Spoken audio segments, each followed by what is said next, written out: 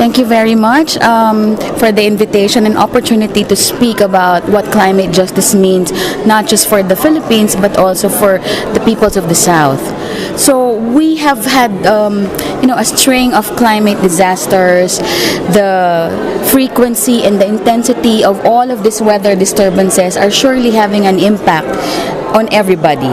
Climate change is a global problem, but the effects of climate change, is different. People coming from the north, while they may be affected by weather disturbances, they are more in a position, either personally or through services from their government, to adapt to the impacts of climate change.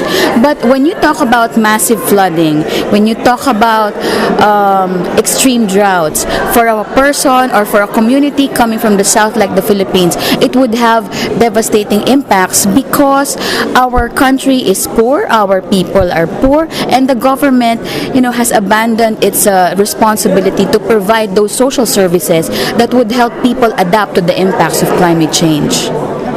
Thank you. And then just briefly, if you'd outline kind of the Philippines' participation on behalf of civil society in COP22 and the importance you see of this. Well, I think for this year, because it's the COP immediately after the Paris COP, the participation wouldn't be as high as it was last year.